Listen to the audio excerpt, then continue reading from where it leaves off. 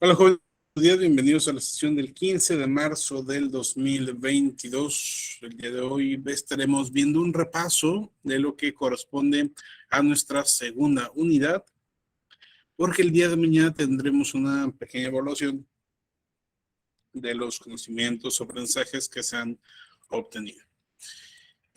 Para esto vamos a ver directamente sus presentaciones, lo que por equipos estuvieron comentando y vamos a digamos, mencionar o a recordar algunos de los aspectos más importantes o de mayor relevancia dentro de estas presentaciones. En primer lugar, el equipo número 4 empezó a hablar sobre las estrategias y tácticas básicamente sobre la negociación integradora en un término mucho más general que como lo vimos más adelante. En este caso recordamos o entendimos qué es una negociación integradora, cómo es que se comporta el negociador dentro de este tipo de negociaciones y cuáles son aquellos aspectos necesarios para poder entender de mejor manera la diferencia entre una negociación integradora y una negociación distributiva. Comentamos, por ejemplo, que uno de los aspectos más importantes para entender qué es una negociación integradora tiene que ver con concentrarse mucho más en aquellos aspectos en los que nos parecemos, en las afinidades, y no tanto en las diferencias, porque eso nos permitirá como negociadores el tener la capacidad de encontrar formas de solución que nos beneficien a ambos y no solamente a una de las partes. Uno de los aspectos fundamentales de la negociación integradora precisamente tiene que ver con esto, y lo vemos aquí en la parte inferior. Crear opciones para una ganancia mutua, no solamente para mí, sino para ambos o para todas las partes. Y creo que para este punto de la materia ya les queda también a ustedes bastante claro. La distributiva, yo trato de ganar, pero en la integradora tratamos de ganar todos juntos. Se establecen diferentes estándares de desempeño y nos comprometemos a satisfacer las necesidades de ambas partes. Todo esto a partir de características como la honestidad, la integridad, la capacidad de escuchar atentamente y entender lo que nos están diciendo. Un poquito más adelante estuvimos comentando sobre este aspecto que es de gran relevancia. Una negociación integradora no puede existir sin esto que tenemos en pantalla en este momento.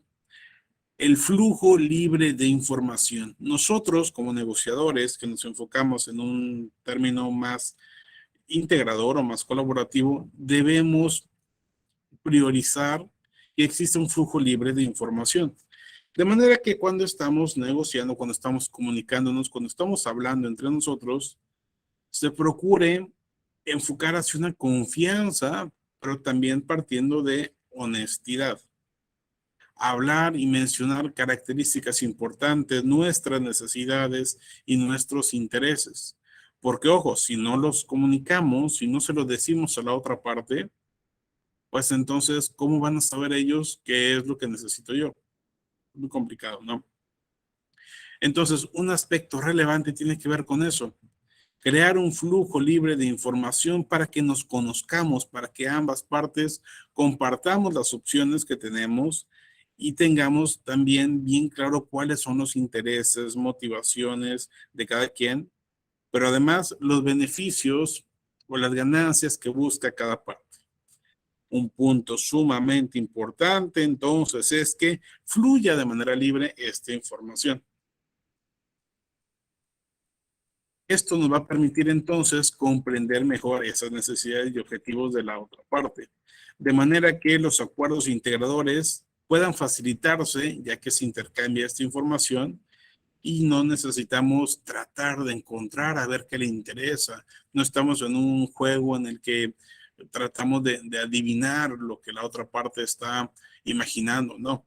Simplemente en este tipo de negociaciones buscamos preguntar de forma directa y que nos respondan también de la misma manera.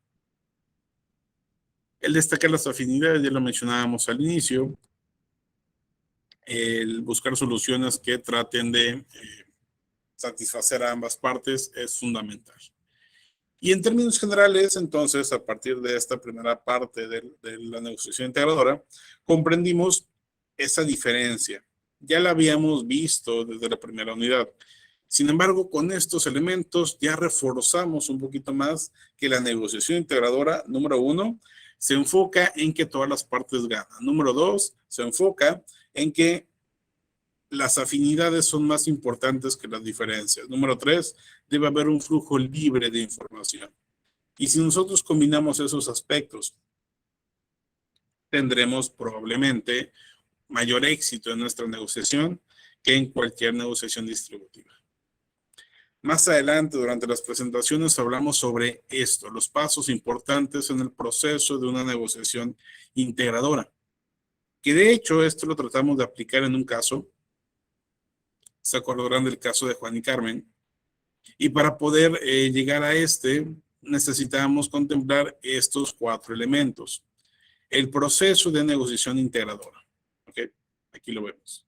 Cuando se los preguntaba durante clase, de hecho, no lo entendían tanto, no lo recordaban del todo, hasta que ya lo veíamos en la parte práctica con las hojitas que por ahí les compartí del caso de Juan y Carmen.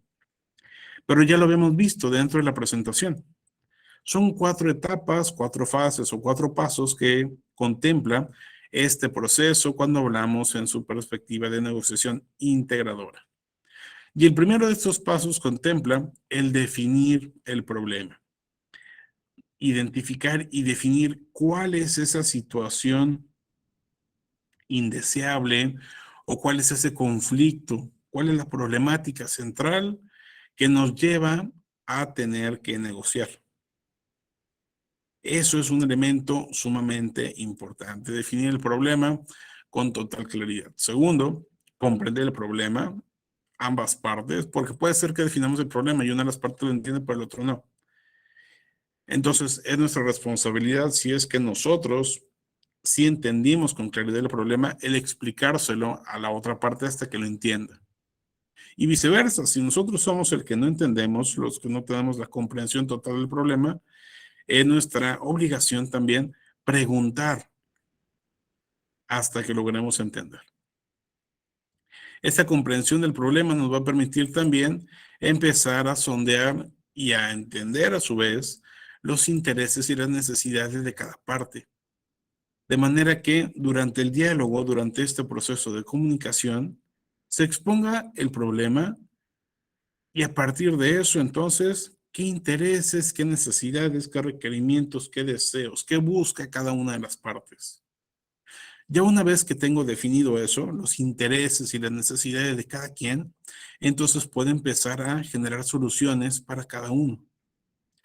¿Qué posibilidades existen para poder resolver este problema? ¿Qué es lo que yo puedo hacer para poder resolver este problema? Y no es solamente generar una solución, no.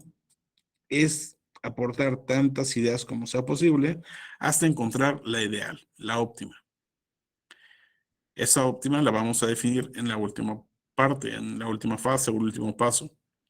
Hay que evaluar todas las opciones que generamos, 2, 3, 5, 10, 20, y después elegir cuál va a ser la mejor en función de cuál nos beneficia a ambas partes de mejor manera. Estos 4 pasos del proceso de negociación integradora, no se los olviden, tomen nota por favor, los vamos a ver dentro de la evaluación.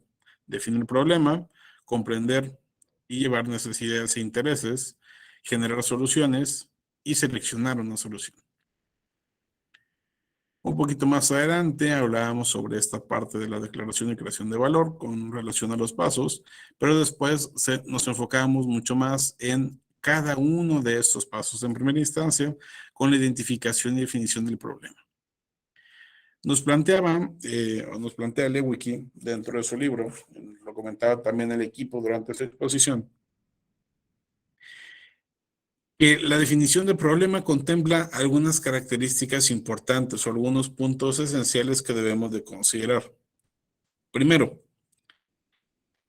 hay que definir el problema de una manera aceptable para ambas partes, es decir, que no se cargue más el problema hacia uno u otro de los elementos que se están negociando.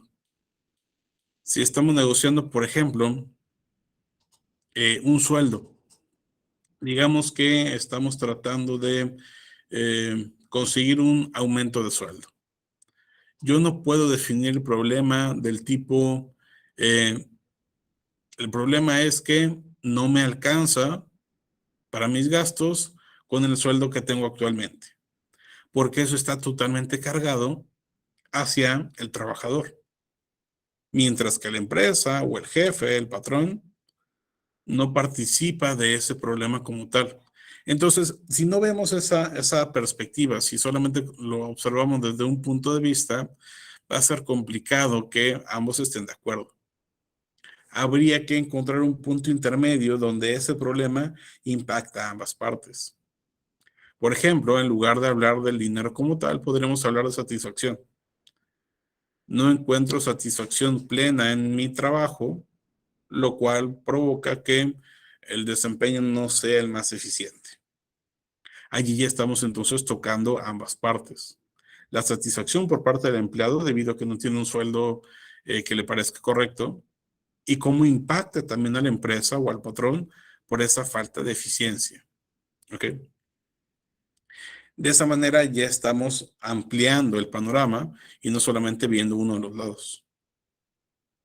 Otro aspecto importante tiene que ver con plantear el problema con una intención práctica y pormenorizada, es decir, establecer con claridad cuáles son aquellos elementos eh, que podamos entender ambas partes o todas las partes que están involucradas en esta negociación y que no se centre en toda aquella cosa que no se centre en ese problema, sacarlo para evitar que se vea viciada la negociación.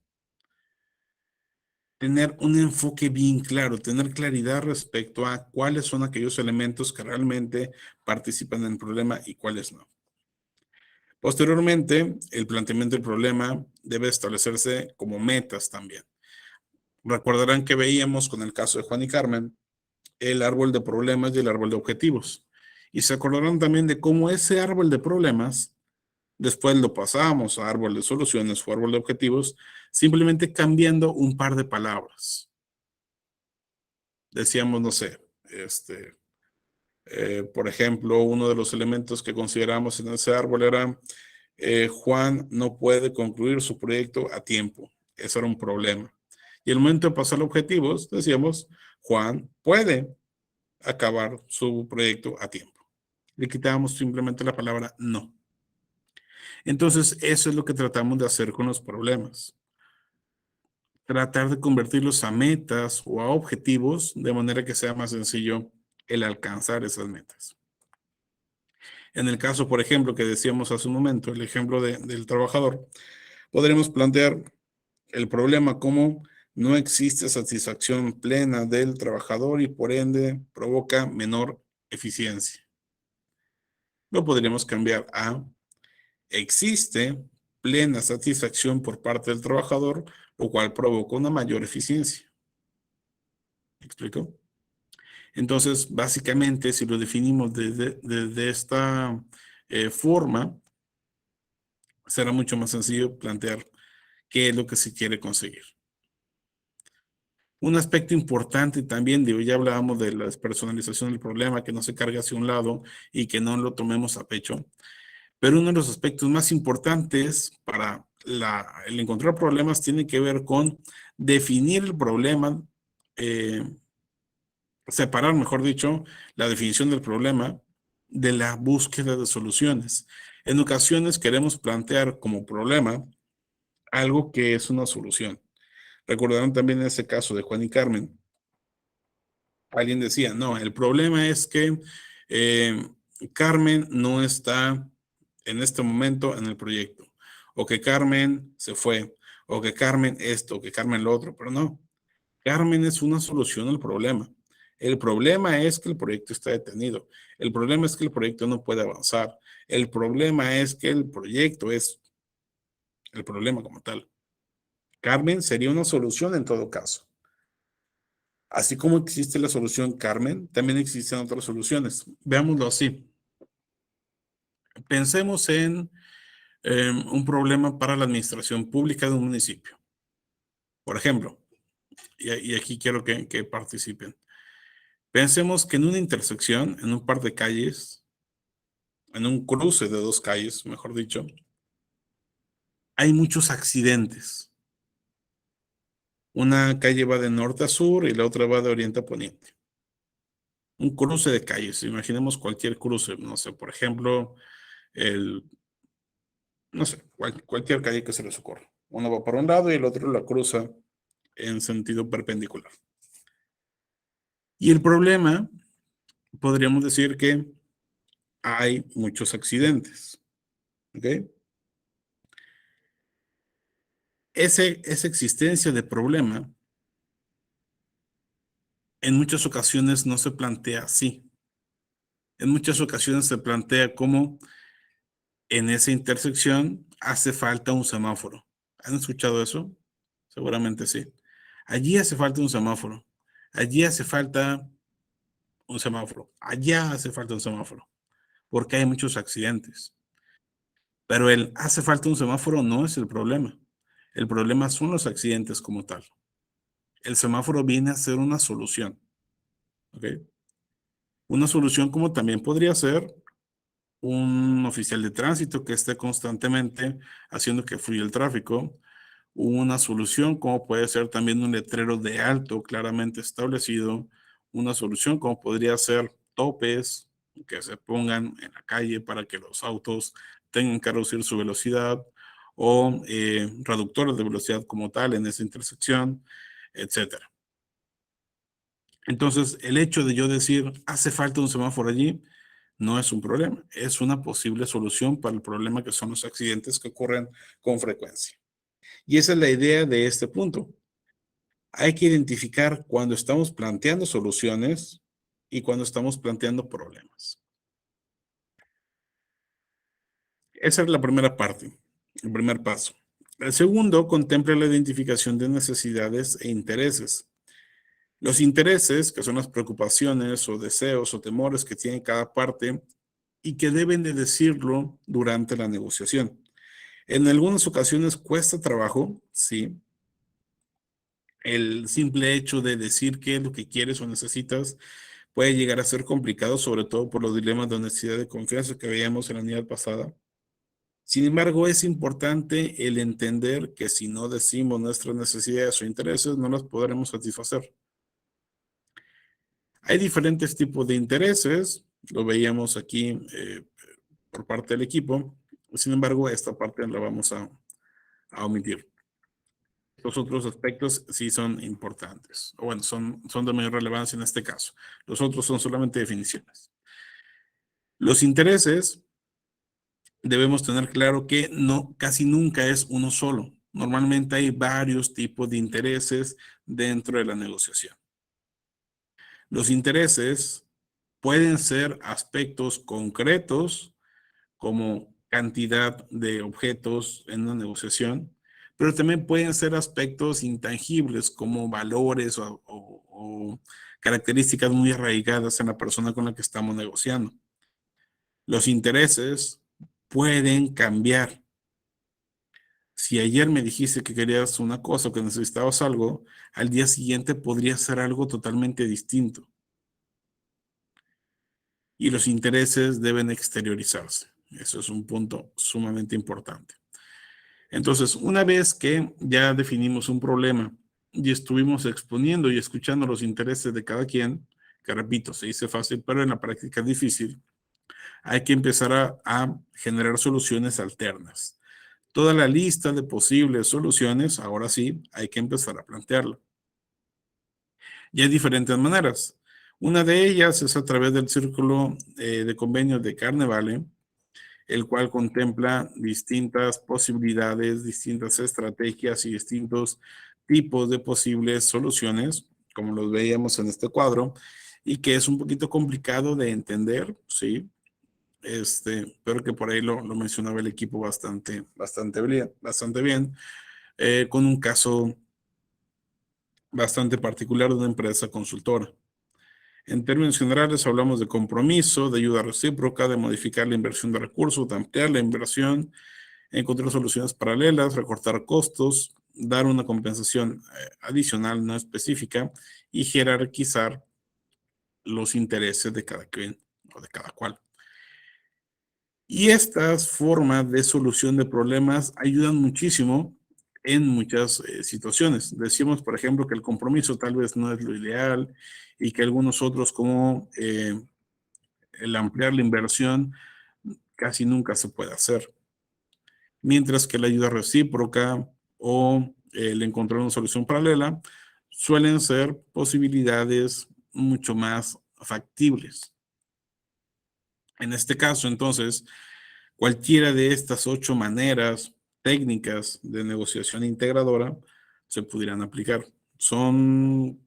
No son tan sencillas de aplicar como cuando hablamos de una negociación distributiva, donde se entiende perfectamente un bola alta, bola baja, un policía bueno, policía malo. No.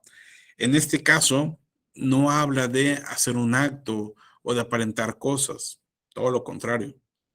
En cualquiera de estas 8 posibilidades de soluciones, lo que tenemos que hacer es ponernos creativos e identificar de qué manera yo puedo conseguir que la otra parte acepte un acuerdo que sea benéfico no solamente para mí, sino encontrar también la manera en que sea benéfico para ellos de alguna manera, de alguna forma. Tal vez no con el punto central de lo que se está negociando, pero sí que obtenga algún tipo de beneficio. Recordemos el caso de esta empresa consultora donde una de las partes quería poner su nueva ubicación, su nueva sucursal en el centro de la ciudad y la otra parte quería ponerlo en las afueras de la ciudad. Una posibilidad de solución era que, ¿sabes qué?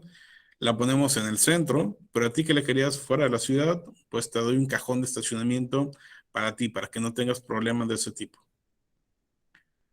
O de que al revés, no, vamos a ponerla en las afueras de la ciudad. Y tú que no querías gastar tanto en gasolina en traslados, yo te pago la gasolina diaria. Entonces, generamos diferentes posibilidades de solución donde tal vez lo que se está negociando no va a ser un beneficio directo para una de las partes, sino que se va a compensar de alguna otra forma. Varios de los elementos que vemos aquí van precisamente en este sentido. Una manera mucho más sencilla de plantear soluciones, que no necesariamente tiene que ver con aspectos concretos, son estas tres, o bueno, estas dos. La lluvia de ideas, donde lo que se busca es que todas las partes que participan, valga la redundancia, dentro de la negociación, planteen algún tipo de idea que se pueda generar y que permita la solución, sin estar necesariamente criticando esas ideas, sino planteando la mayor cantidad posible. O encuestando personas, expertos en el tema, que nos ayuden a identificar cómo podríamos resolver mejor alguna situación problemática dentro de una negociación. La lluvia de ideas, por ejemplo, puede ser de manera física, donde estemos las dos partes allí, pero también puede ser a través de medios electrónicos, ya depende de las capacidades que tenga cada quien. En cualquier caso, ya definimos un problema, ya identificamos ideas, perdón, ya identificamos intereses y necesidades y planteamos posibles soluciones. Lo último que resta es seleccionar entre todas esas opciones cuál es la mejor. Examinar todas las soluciones que propusimos. Identificar las que son buenas y las que son malas, separarlas. Las malas las desechamos o las guardamos por allá y nos quedamos con las buenas. Pensemos que tenemos 10 ideas, nos vamos a quedar tal vez con solamente 3. De esos 3 hay que definir en conjunto qué necesitamos establecer, qué criterios tenemos para saber cuál es la mejor solución. Y posteriormente, ahora sí, tomamos una decisión. ¿Cuál va a ser la mejor opción que nos beneficie a ti y a mí? Si no llegamos a un acuerdo, podemos acudir a una tercera parte para poder elegir. Si nos está tomando mucho tiempo, también se puede tomar un descanso. Pero el punto es que se tenga claridad respecto a cuál es la mejor opción. Un momento, por favor.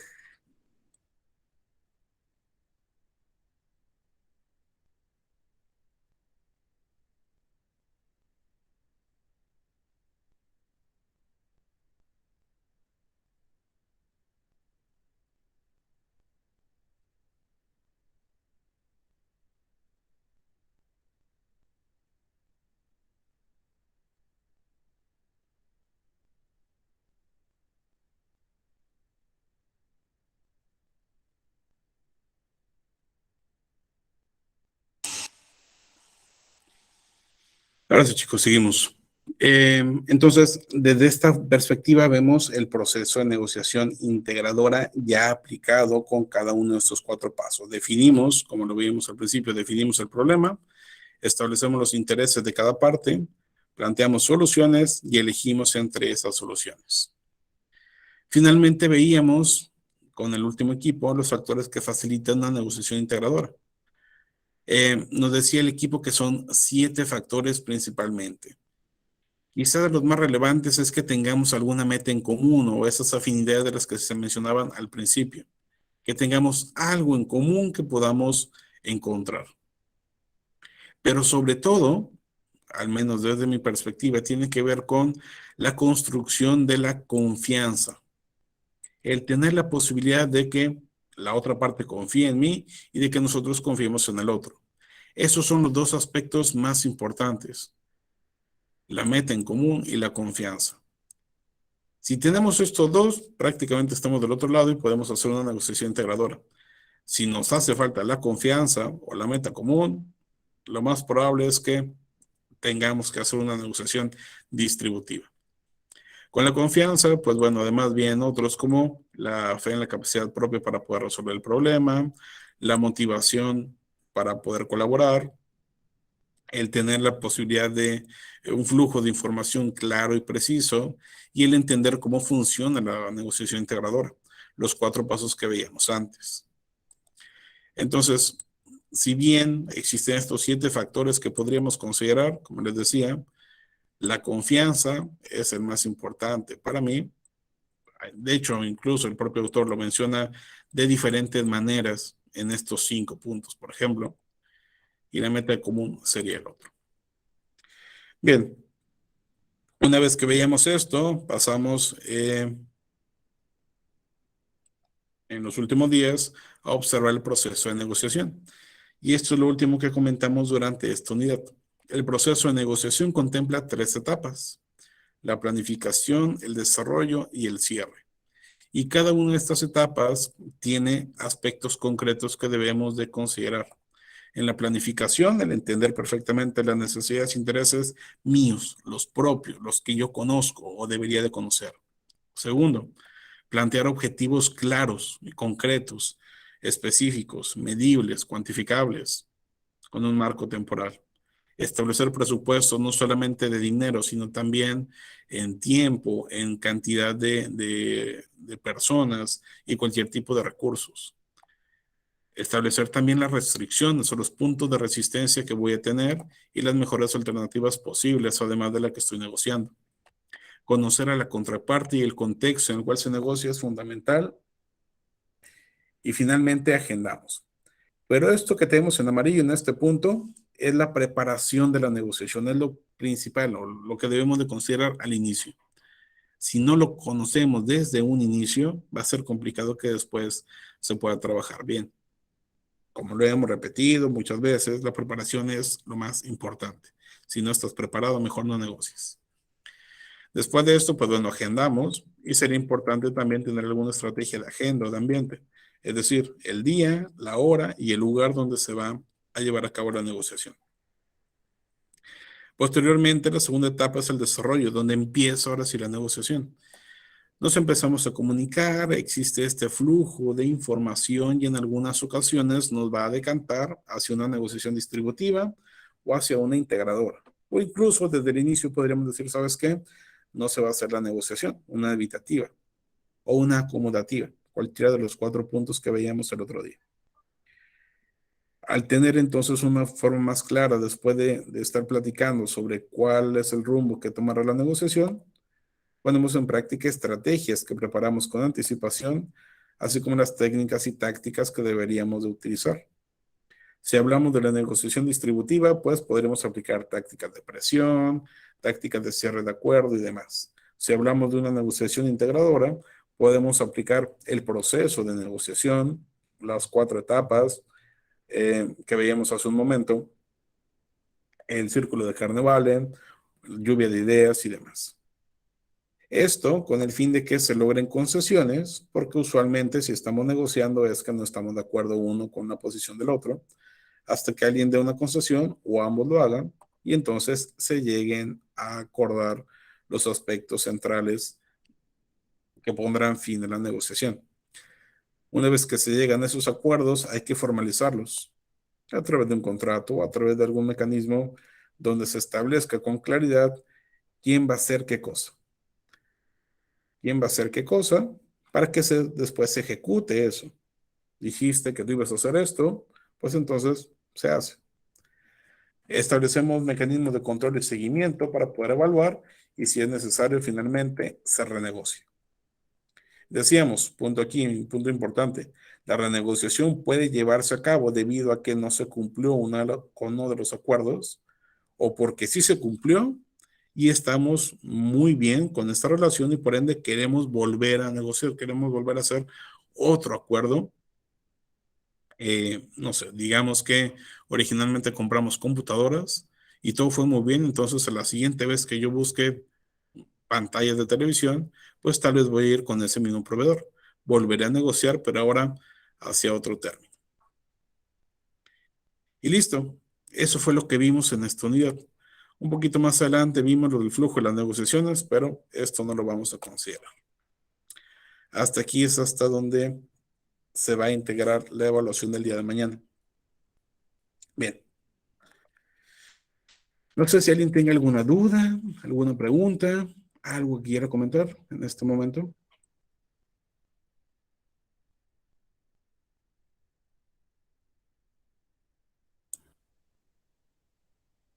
Perfecto. ¿Está claro, chicos? ¿Seguros?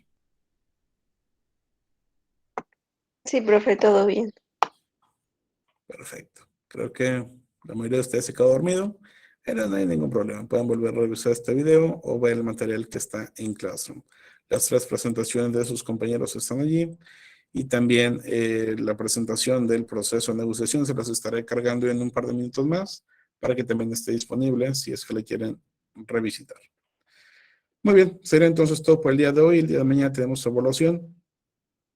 Al igual que en la primera unidad, les estaré enviando el enlace y estará cargado en Classroom también para que puedan acceder a esa evaluación.